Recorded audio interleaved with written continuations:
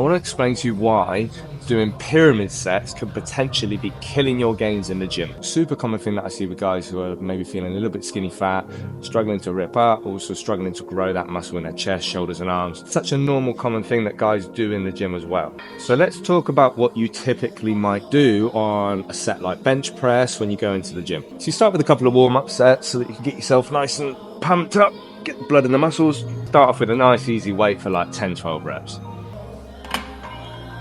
Right, so then you put the weight up to your like first working weight. So let's say it's this, let's say 70 kilos is your first set. So if you're doing pyramid sets, this is technically going to be your first set, but it's the lightest weight that you're going to do building up to a heavier weight.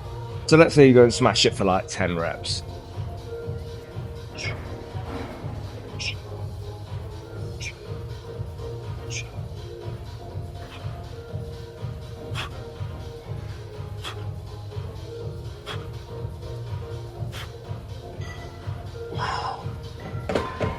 So most guys in that first set, they push themselves pretty close to the limit on their weight. And you would take the weight up.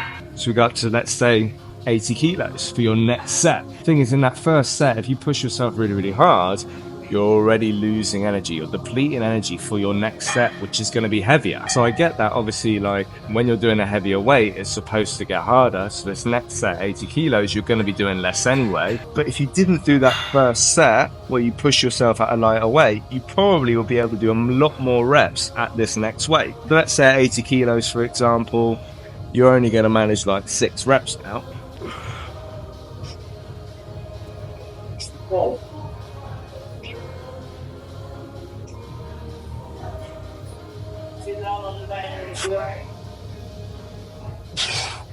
There's your 6. But if you didn't do that previous weight, that 70 kilos, and smash it out for 10-12 and fatigue yourself, that 6 reps could have been 8 reps, 10 reps. So you're potentially leaving those bigger numbers, those bigger gains on the table. So 70 kilos for 10, 80 kilos for 6. I'm just doing random numbers, giving you an example, but now you're going to get up to your top set now, right? So now maybe we're going to go up to 90 kilos. So we put the weight up again. Great. Going heavier, hitting that top set, but you've already fatigued yourself at the 70 and the 80. So not only did you take away energy and potential extra reps at that set at 80, now we put the weight up even more. We're even more fatigued from that 80 kilo set, and now we're going to try an even heavier one at 90 for our top set. By the time you get to this top set weight, you're already fucked. For this top set, you might only be able to do like 3 reps.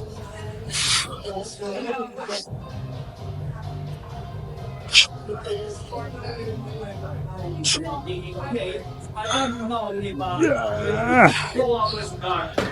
just supposed to be a demonstration. It's actually getting quite heavy now. So that 3 reps there, yeah, if you're used to doing pyramid sets, chances are like that big top weight is only going to be a few reps. So you're kind of used to that, and you're still trying to beat that best. So you're still trying to beat like 3 reps. Next week you're going to try and go for 4, or you're going to try and go for like 95 instead of 90 next week, which is actually even harder to progress on if you try and put the weight up every week instead of the reps. But that's for another video. Here's what would have been a much more sensible approach. That first set at 70 kilos would have done maybe like 6 reps. Then when we move on to 80, I probably would have done just 2 or 3 reps.